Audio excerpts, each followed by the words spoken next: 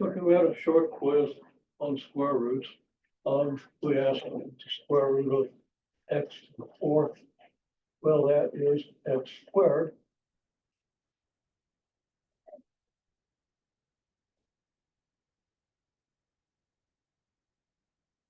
And one way of checking is go ahead and square what you think the square root was and see if you don't get that thing that was under the square root sign. Okay. So everybody here did this very well, but of course this is a review. It also goes to the distance question. We'll make sure we'll say everything we need. Okay, now square root of x to the seventh. And actually, I didn't check this. Make sure that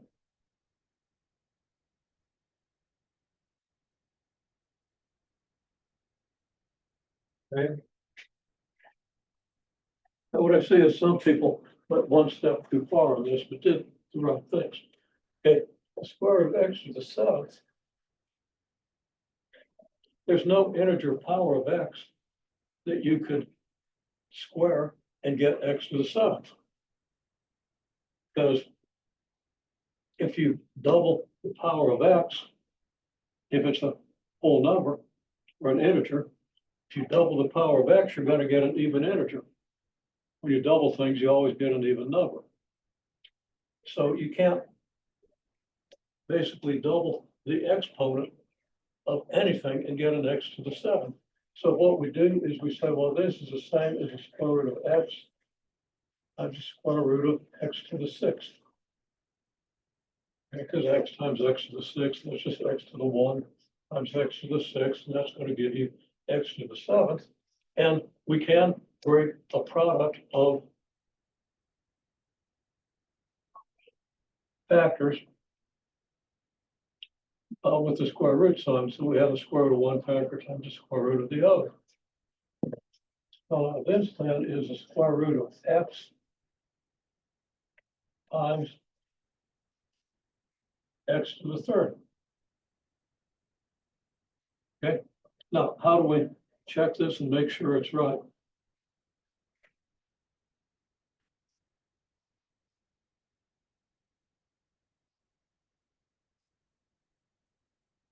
Well, we square whatever we got here. And that, of course, equals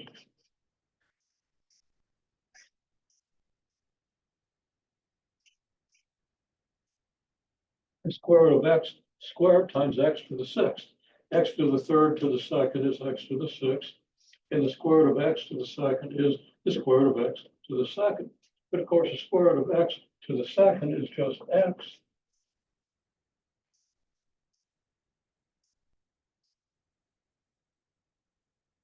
And that checks.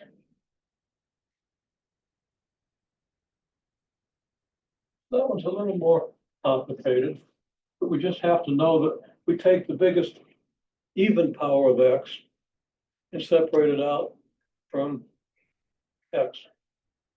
Okay? So we can take the square root of this, and there's no way to break this down any further. We're just going to have square root of x here. Okay, then the last one.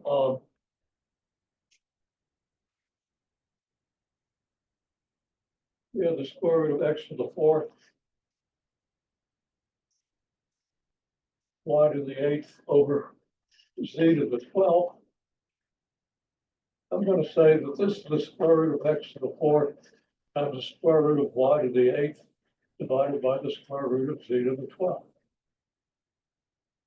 And that clearly equals x squared times y to the fourth over z to the sixth.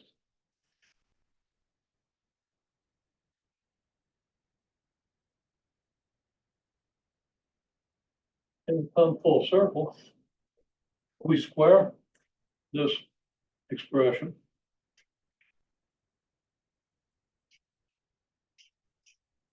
And we do get x to the fourth,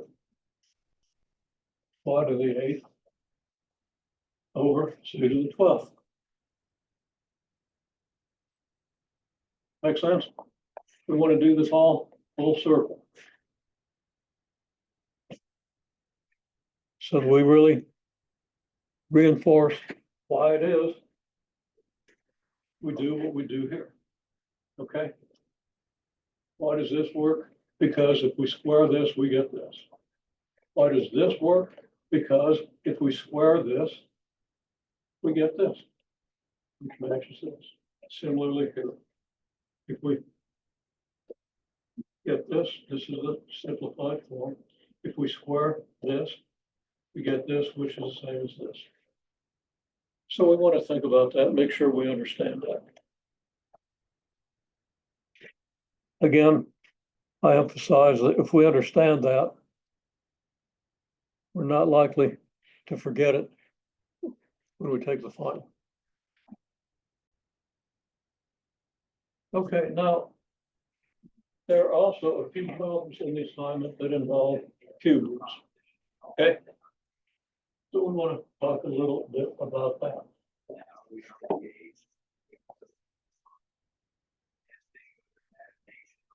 If you put a little 3 here, this means the cube root. Okay? Now I'm just going to tell you the cube root of x cubed is x.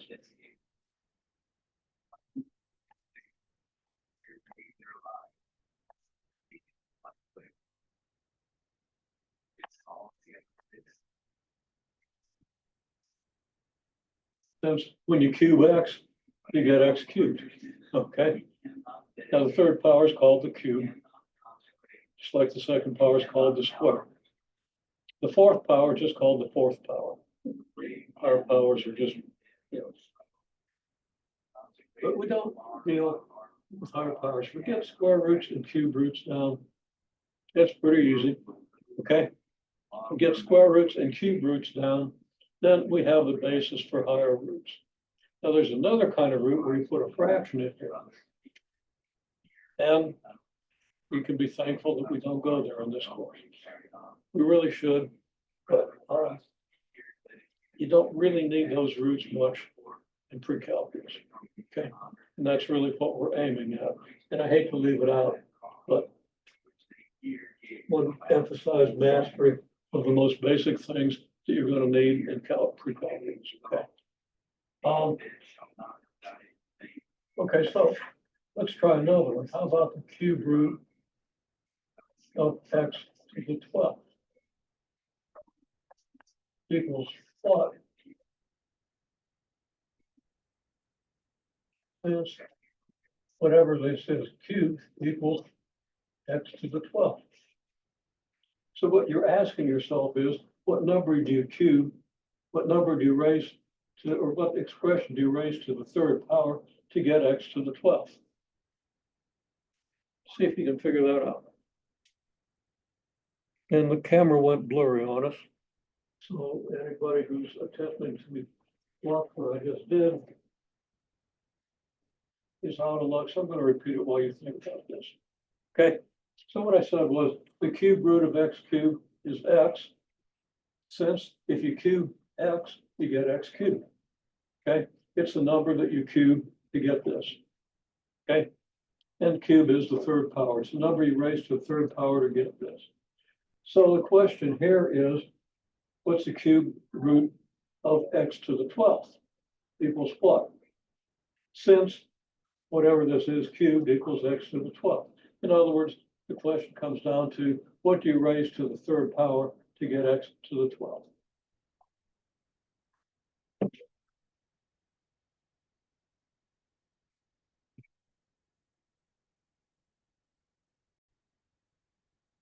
Well, as I had hoped and pretty much expected, but you never know, everybody got this. Okay. The cube root of this thing is what? Well, what do we cube to get x to the 12th? We cube x to the 4th. Okay. So since x to the 4th cubed equals x to the 12th, the cube root of x to the 12th is x to the 4th. You all did really well with that. Let me just ask you another one before we go ahead and play around with a little bit more about what happens if you don't have a number here that you multiply by 3. There's a multiple of 3. Okay. Let's suppose we have the fifth root of x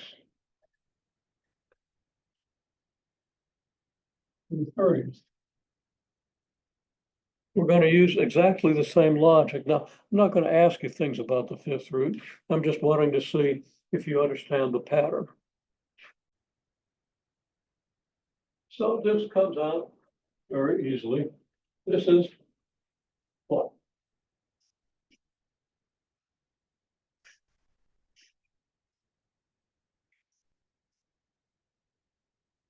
Well, x to what power raised to the fifth is x to the 30th. If you take the power of a power, you know that you multiply powers. So it becomes very straightforward. It's going to be x to the sixth raised to the fifth.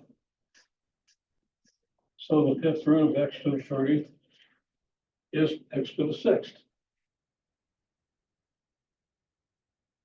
But that's what you basically need to understand about roots, higher roots, at least integer roots. Okay. And a couple more things that you're going to see when you do open math. Okay. Let me go back and clarify something.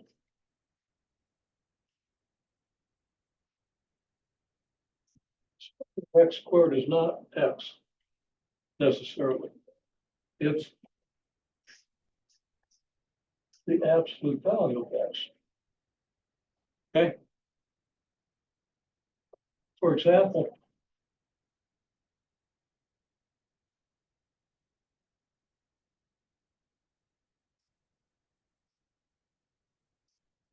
it would not be proper to say that the square root of -3 squared is -3. Okay. The reason is square root is always positive. Okay. Even roots are always positive. So that it should be the absolute value of -3, which equals 3. Again, since 3 squared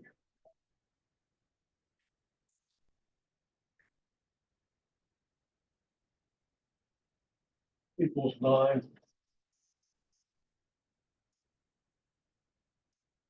and -3 squared equals 9. Okay. This comes back to the idea that we want the square root to be a function. We had an assignment on functions.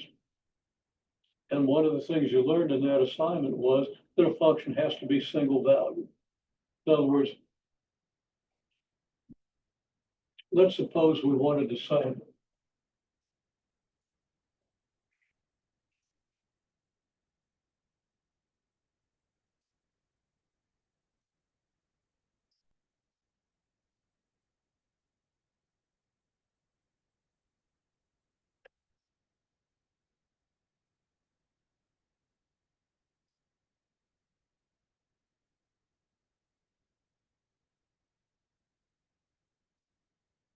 if we say square root of -3 squared is -3, well, we can also say that the square root of 9 equals -3. We don't know if that 9 came from multiplying 2 -3s or multiplying 2 3s. Okay, for all we know, that could be -3 squared. We can't say this.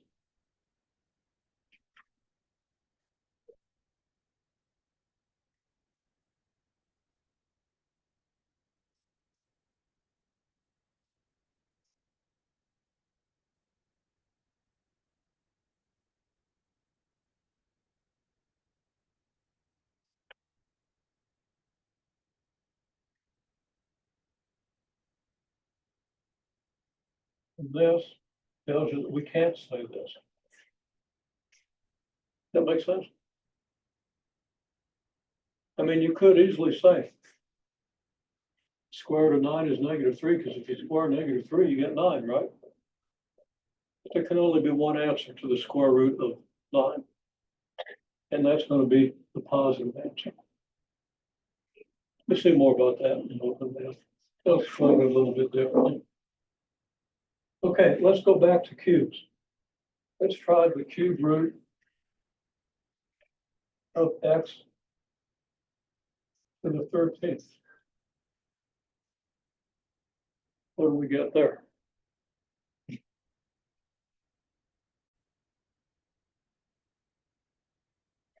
Okay, so the cube root of x to the 13th. Now, 3 doesn't go evenly into 13, right?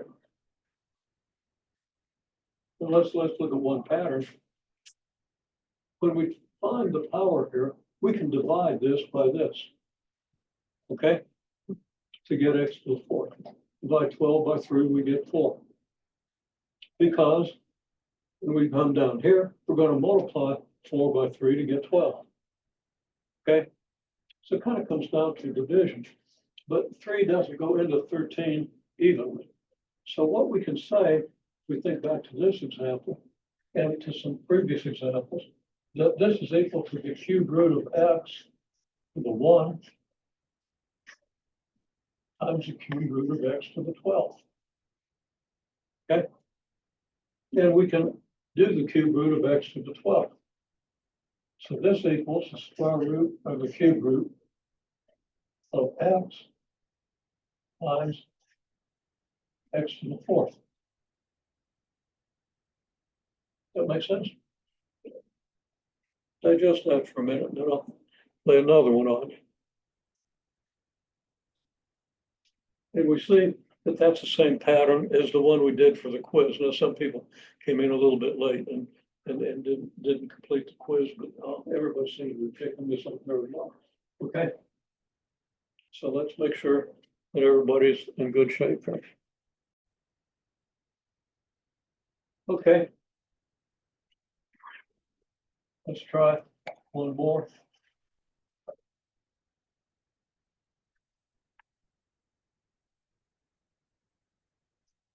Cube root of x to the 20th.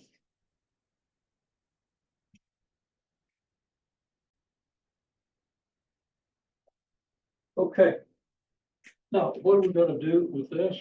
Well, we could try the cube root of x times the cube root of x to the 19th. And that would be equal to this, but it's not a simplification because we can't do the cube root of x to the 19th. Okay? So we're going to have to take a little bit more out of that x to the 20th than x to the 19th. I think one person might have written down something like this. So maybe this is a cube root of x to the 7 times the cube root of x to the 12th, because we're real comfortable with the cube root of x to the 12th. Okay? Well, that's also valid. Okay? If you cube this, you are going to get this.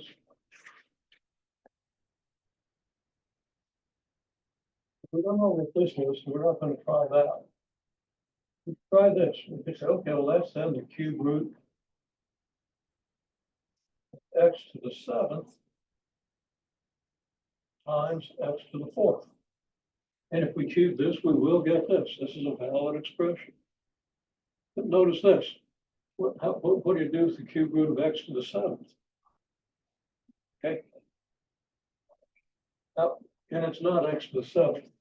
That's stuck on that 19th. It should be x to the 8th. And the cube root of x to the 8th times x to the 4th. Okay. You see what I did? I brought that 19 down to a 12 and was looking at this rather than looking at this. Anyhow, so we understand this. Okay. This is perfectly valid. Of course, the cube root of x to the 8th could be, oh, let's say that would be the cube root of x times the cube root of x to the 7th times x to the 4th That's not going to be very helpful because that x to the seventh, well, 3 doesn't go into 7. There's no integer power of x that we could raise to the third power to get x to the 7th. Look, well, if we had x to the 6th here, and x squared here,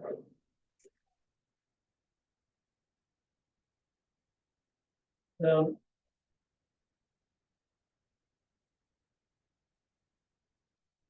that would give us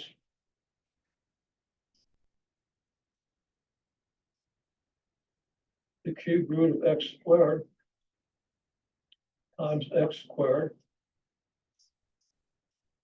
times x to the 6th.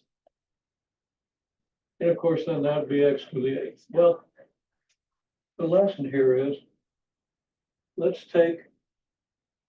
look for the biggest multiple of 3 that's less than 20. Okay, what's the biggest multiple of 3 that's less than 20? Well, that would be 18, wouldn't it? Okay, so what we're going to say is we're going to end up with the cube root of x to the 18th times the cube root of x squared. I'm not writing this very well, okay. Here's what I'm doing. Okay.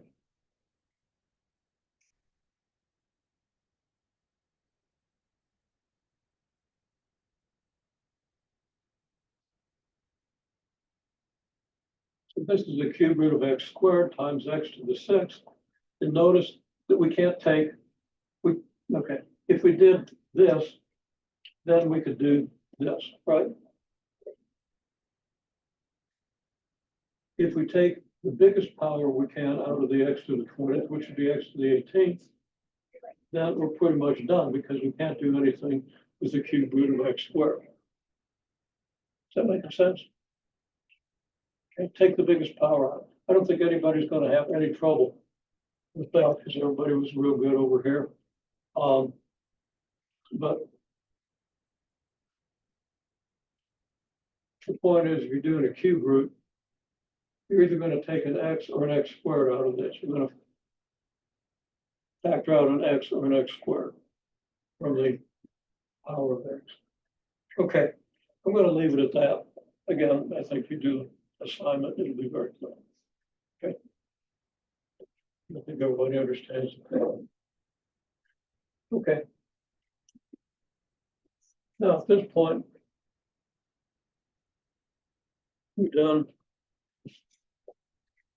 everything in the course. Now, next time we'll take a look at what you did on the homework and see if we need to do any more with the exponents. So what we really want to do is we want to look at the most important things that you need to take from this course into pre-calculus, because those are the things I'm going to tend to emphasize on the exam. Okay. 2 big things. So really what we're doing is we're kind of starting to review.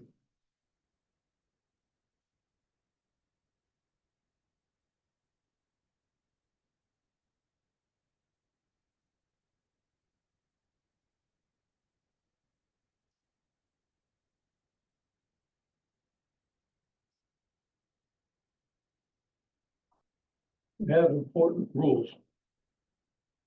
One rule is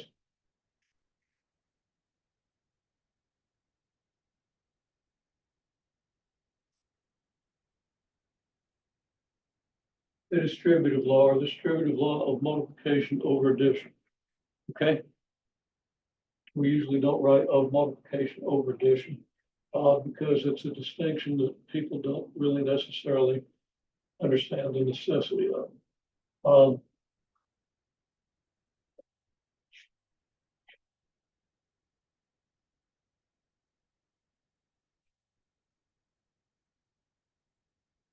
It's kind of worth mentioning necessity.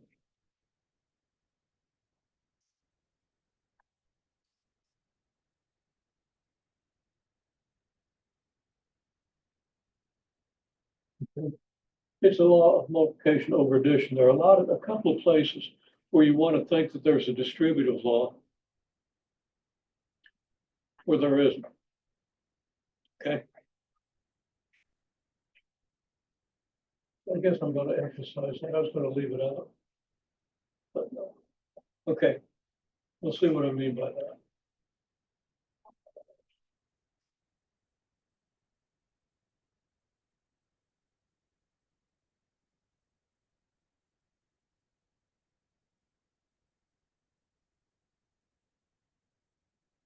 And then we have rules for exponents. Now, y'all have just applied rules for exponents, and you've done it well. And most people seem to have a pretty good grasp of the rules for exponents. And I think most people have a pretty good grasp of the distributive law. So let's just start with these two things.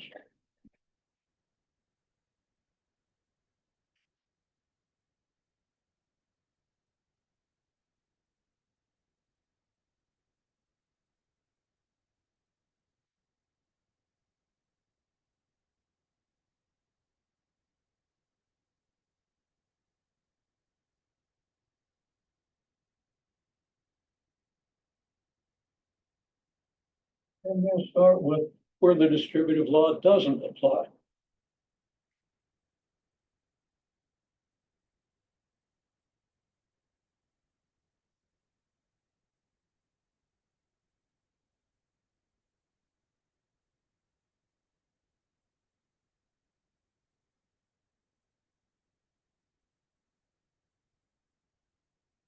One of the most common errors I see people make is that you think if you square a binomial, if you square a plus b, you're going to get a squared plus b squared, whatever a and b happen to be. Okay, you're going to automatically, well, what you're trying to do is you're trying to distribute this square over an addition. Okay, you're trying to distribute the exponent over addition. This is a distributive law of multiplication over addition, not exponent over addition. Okay.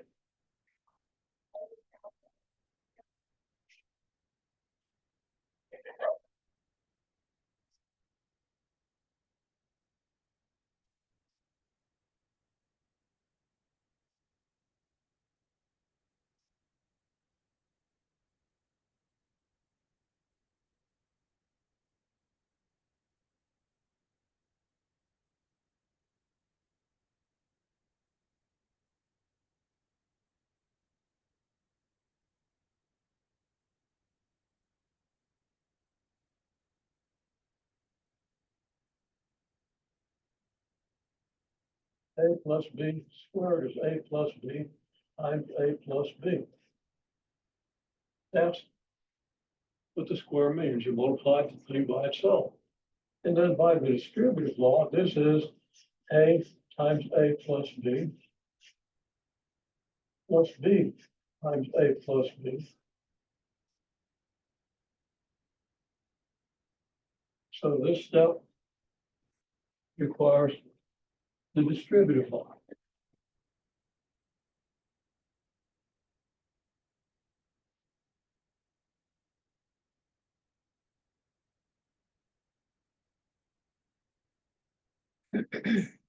And then this equals a times a plus a times b. So again, the distributive law takes this expression and gives you this. And then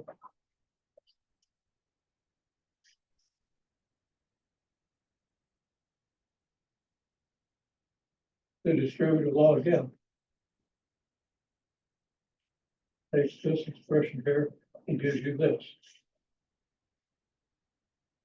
And then, of course, a times a is a squared.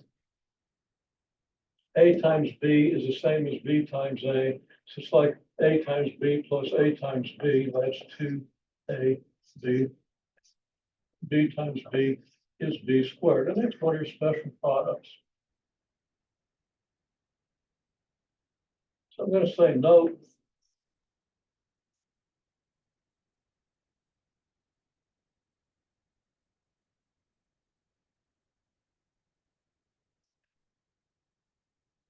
special product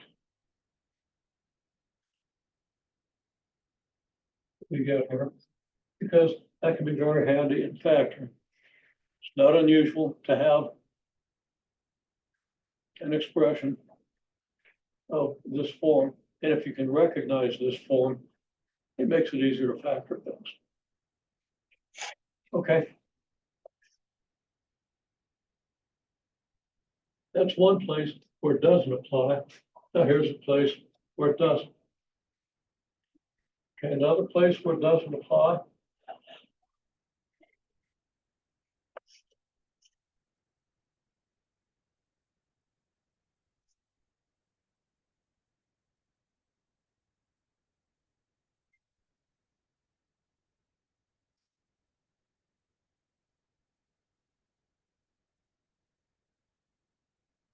Big no there, okay?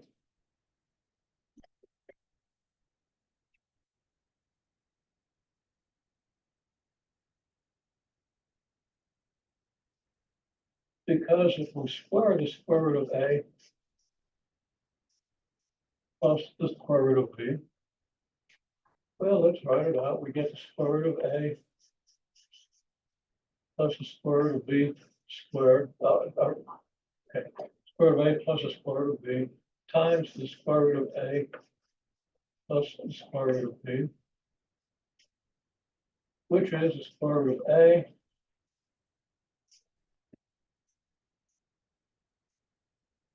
times square root of A plus the square root of B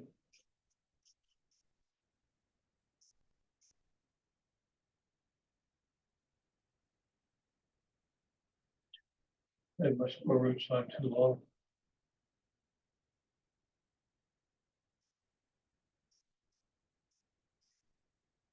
Okay. Yeah, we should see the distributive law here at work, and then we apply it again.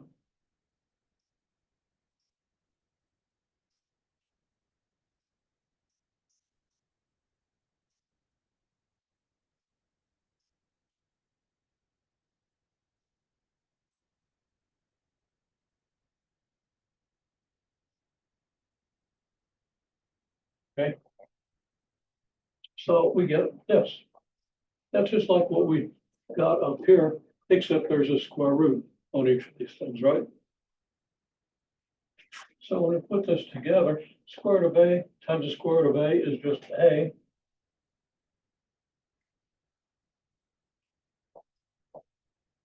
Square root of A times B is just the square root of AB. The square root of B times the square root of A is the square root of B times A, which is the same as the square root of A times B. So I just put a 2 here.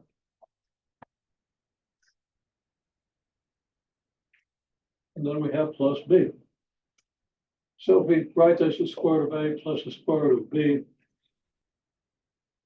we're leaving out part of the expression, okay? And there's nothing you can do to the square root of A plus B. There's no way you can simplify this.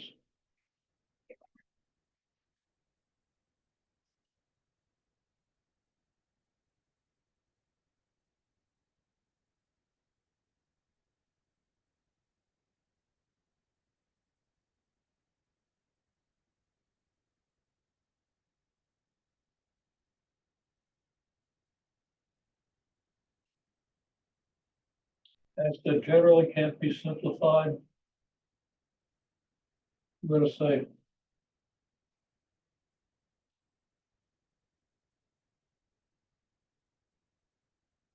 usually can't be simplified. If there's a perfect square that you can factor out of A plus B, of course, then you can simplify it a bit.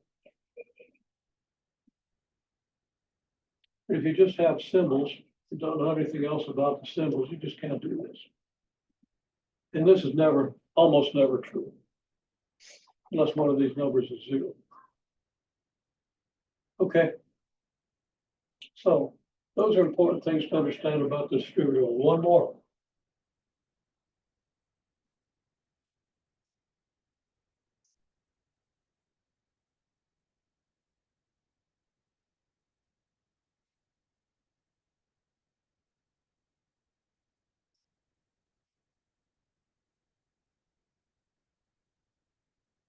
F of A plus B is F of A plus F of B.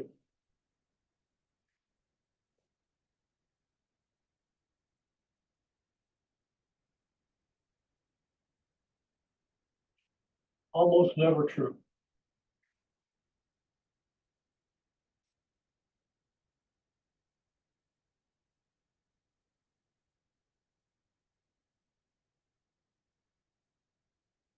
Example. F of X equals X squared. Then F of A plus B equals A plus B squared, which as we've just seen is A squared plus 2AB plus B squared.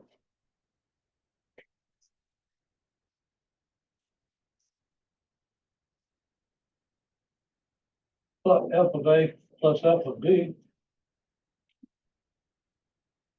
is A squared plus B squared. They don't agree. Okay. So in this simple example, it doesn't work. So there's a limited range of functions where this does work, but we're not going to talk about that. You've just been introduced to function notation toward the end of the course here, okay?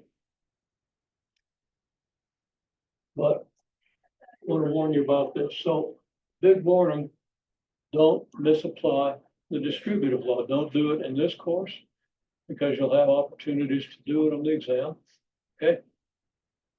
Don't do it in pre-calculus, where it's even more of a pain if you do it, okay? It completely misleads you, gives you completely wrong answers, misleading solutions, all sorts of bad things. Okay, so understand my point about the distributive law? Okay, one more thing about the distributive law. Just an example.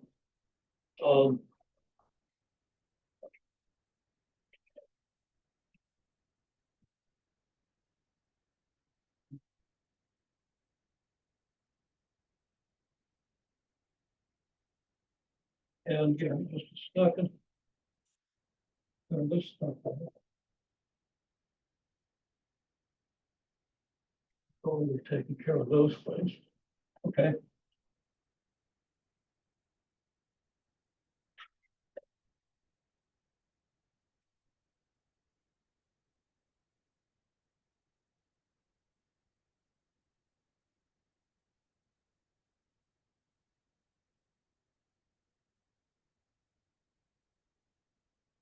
We're going to multiply this. This is X squared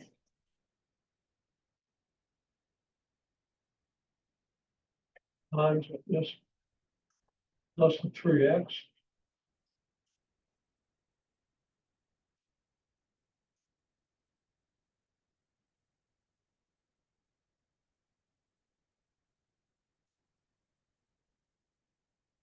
Okay. And that could be a clear application of the distributive law. This plus this multiplied by this is this multiplied by this, and this multiplied by this, and this multiplied by this. That's what the distributive law says. So here's how we break it down. Then we have to use it again.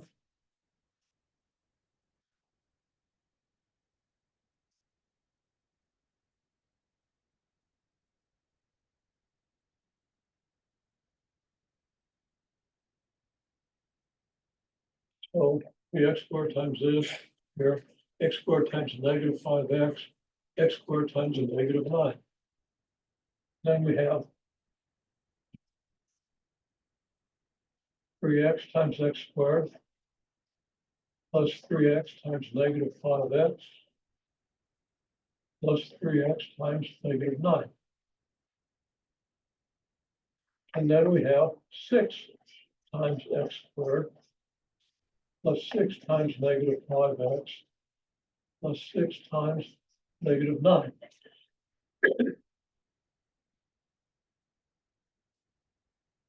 If I write it out like this, in 3 rows, basically, then I can see that I have my x squared here, here, here, and here. And I have my x and my 3x and my 6 here, here, and here. And then I have my -5x everywhere over here. And it's multiplied by x squared, then 3x, and then 6. Same as we had over here. And then on my -9, I get my x squared, my 3x, and my 6. And the rest of it is straightforward. Everybody would be good with simplifying this. Just remind you, you're going to have to collect your terms. You're going to have an x to the 4th term here. You're going to have x cubed terms from this and this. You're going to have x squared terms from this one, and this one. You're going to have x terms from this one to this one, and you're going to have just a plain old number from this one. Does that make sense? So we can kind of group things. We got here. Here's our x to the 4th. These are both x cubes. All 3 of these give you x squares. These 2 give you x's. This just gives you a number. So we have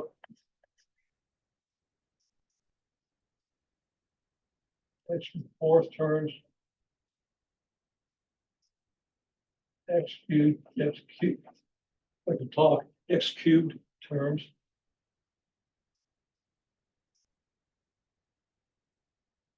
X squared terms from this group.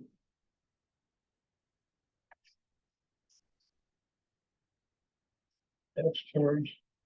So we could even say, I'll just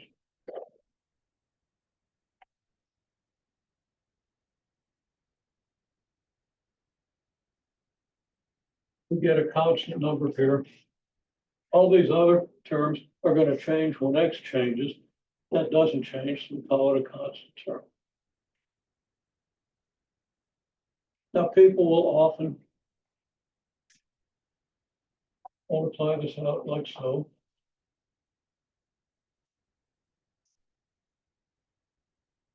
And I think open math even encourages this. You do this and this and this and this and this and this. And then, of course, you don't know where the heck to put the arrows and lines for this one, but you have this and this and this. It gets kind of messed up and easy to mix up. On the exam, there's not a time limit. Take the time to write it out carefully and make sure it's right. Okay, you don't have to do it like this. I haven't done one like this before, but I'm kind of bringing it together in a way that there's something to be learned from the way I've written this out. Okay, it's your option whether you look at that or not. If you're sure you can multiply this correctly. Okay, but this is worth some thought if you pretty much understand what I've just told you. It's worth looking at again. Okay, just for the sake of being able to systematically organize a calculation, you're more likely to get it right. More likely not to leave something out. Notice also, I could have written x squared times -5x is -5x cubed, because I've got a negative here. I didn't do it. I wrote everything out just as it is in these expressions here. In the next step, I can take care of my negative signs. And the point of saying that is that mistakes with negative signs are the most common mistakes in the universe. It's probably an overstatement. But even, computer scientists, high-level programmers have to be very careful with negative signs, okay? They can really throw you off because they're so easy. It's easy to overlook something. It's easy to make a mistake. Seen me do it, okay? All right. So let's fair sampling of what you need to know about the distributive law and what you need to avoid. Okay, those common errors.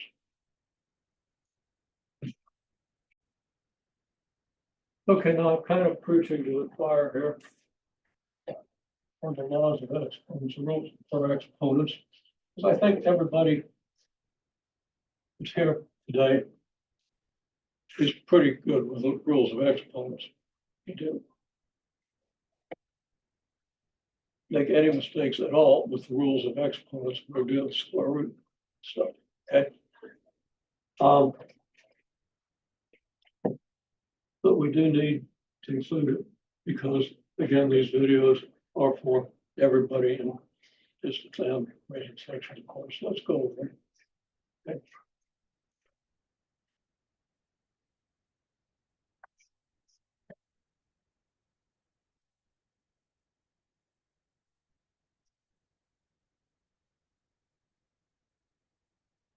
X to the A raised to the B is X to the AB. Okay. Your most fundamental example.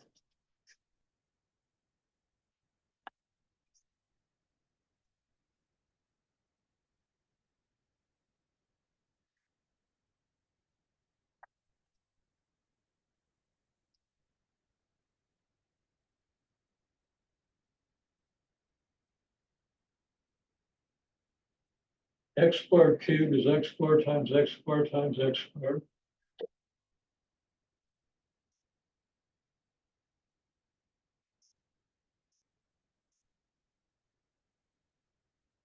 Which is then 2x's here, 2x's here, 2x's here, gives you 6x's.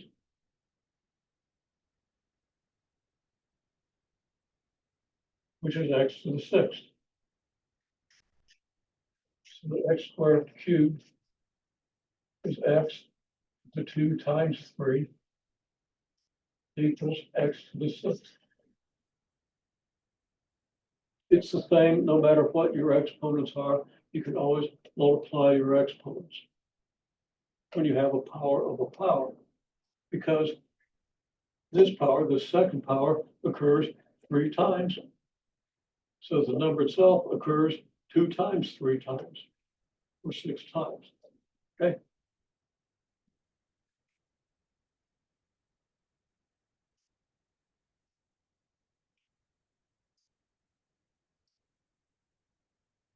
X to the A times X to the B is X to the A plus B. Now the common errors here are, for example,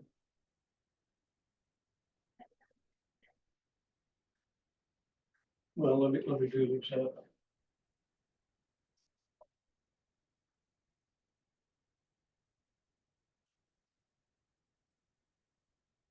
X squared times X cubed is X times X. I should have grouped these up here as I did originally. Okay. X times X is X times X times X, which equals X times X times X times X times X equals X to the 5th.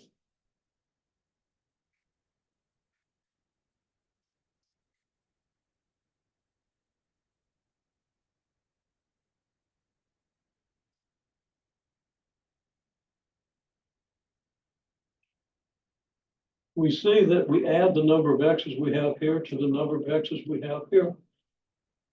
So that we could have just added the 2 and the 3, because we know we have 2 X's here and 3 X's here. We know we have 2 plus 3 or 5 X's when we write it out. We should understand this distinction here so we don't make common errors.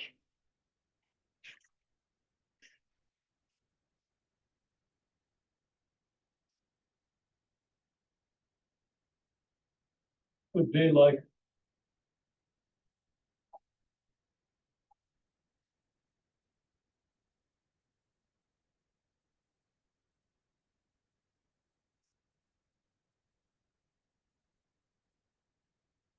we have a multiplication here. Since there's a multiplication here, we can think, well, we ought to multiply this by this, 2 by the 3. Okay? That's not what the exponents mean.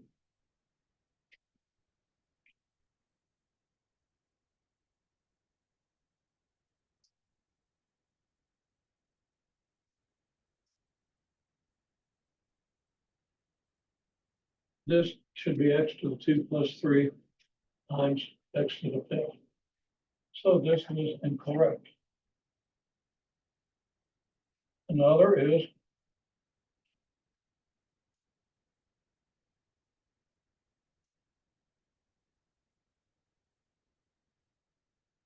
we're raising something to the third power.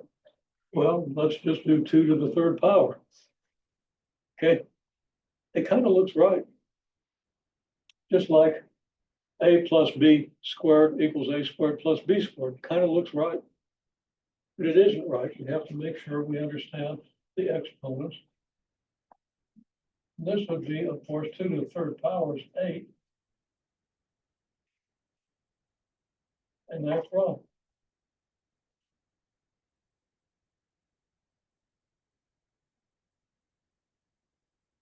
Should be x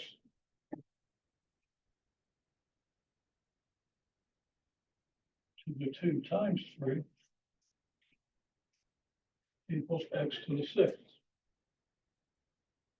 So with exponents, we have two numbers with exponents or a number to an exponent. Well, we never do what it really often looks like we should do. We think back, and I really recommend you think back to the distinction between x squared cubed and x squared times x cubed.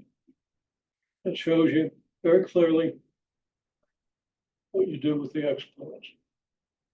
So if it's x to the 4th to the 19th, you know, you're not going to take 4 to the 19th power. Okay. 4 to the 19th power, that would be almost a trillion. Okay. And so you really wouldn't want to mess with that power.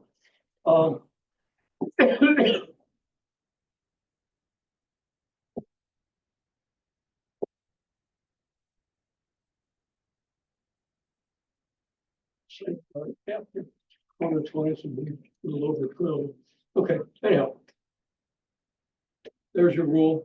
Here's a simple reason why the rule works. Here's a rule. Here's a simple reason why the rule works.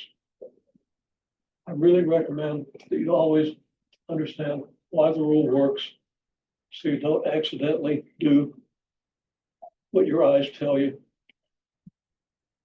you might want to do, okay? Don't let your eyes guide you in simplifying expressions without being a little bit skeptical and thinking, is that really right? Is that really the rule? Okay? Your eyes are going to guide you. You know how to look at these expressions. Okay?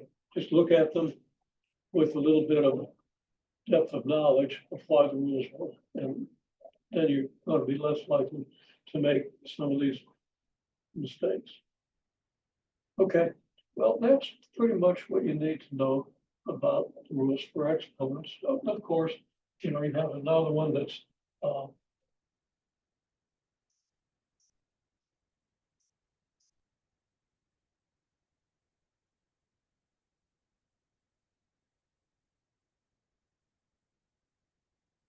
xy raised to the a power is x to the a times y to the a.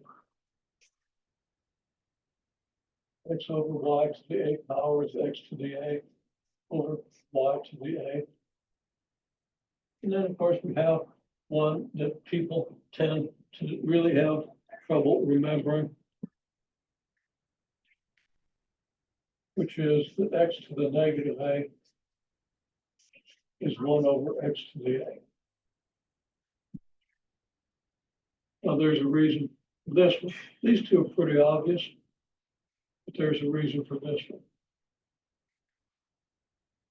Why does this make sense? Well, what's x to the a? multiplied by x to the negative a.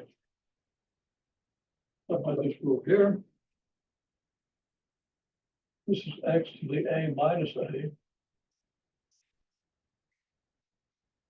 which is x to the 0 equals 1. Okay.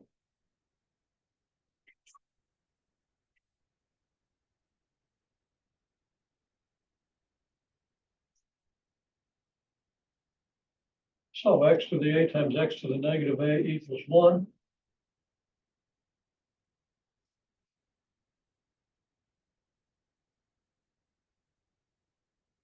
Solve this equation for x to the negative a. It'll actually give you a minute to actually do something here. Let's see if you can solve that equation. Okay. So everybody had the right instinct here.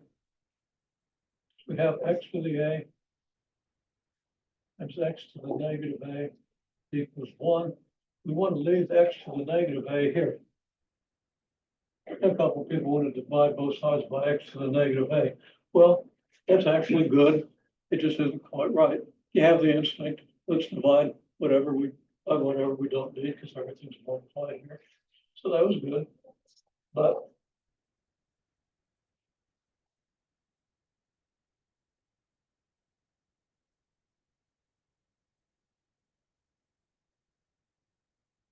you divide both sides by x to the a and you get 1 over x to the a over here. These two x to the a's here divide out.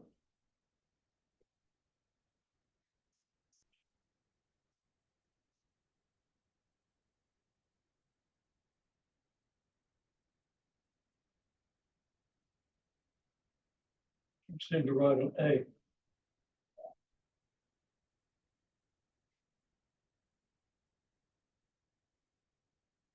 Too low on the board. So as long as x to the 0 equals 1, which is one of your rules, we have this.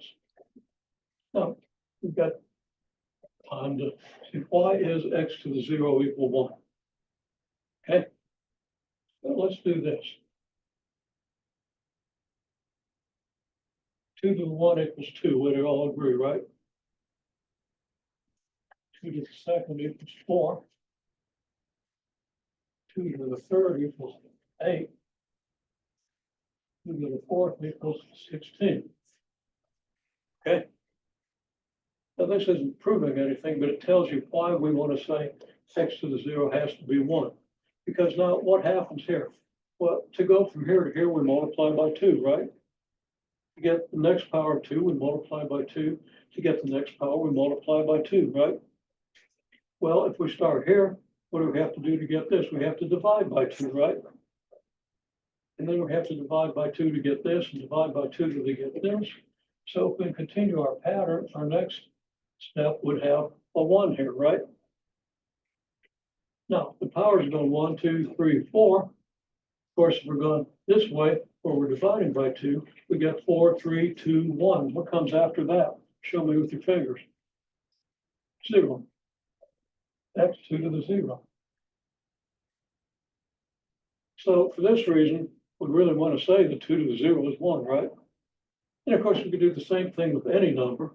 So we're always going to say x to the 0 equals 1. One more step.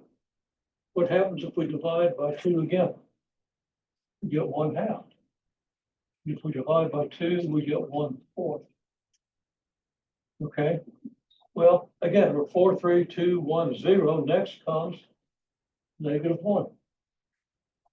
And then comes -2. So 2 to the -1 is 1 over 2. 2 to the -2 is 1 over 4, which of course is 1 over 2 squared. And there we see this rule again. X to the -a is 1 over x to the a. 2 to the -2 is 1 over 2 to the 2. So it's really worth always being able to write this out, always being able to write this out, always being able to write this out.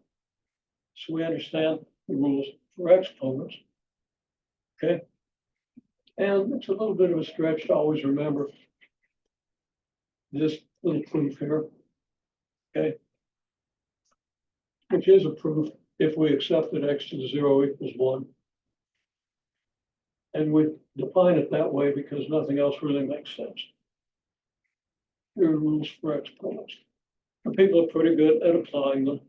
We'll do a few examples next time, then we'll talk about some other things that you really need to understand in the course, like how to recognize a quadratic equation, how to solve it, okay? Stuff like that. And some of the rules we use in the equation solving.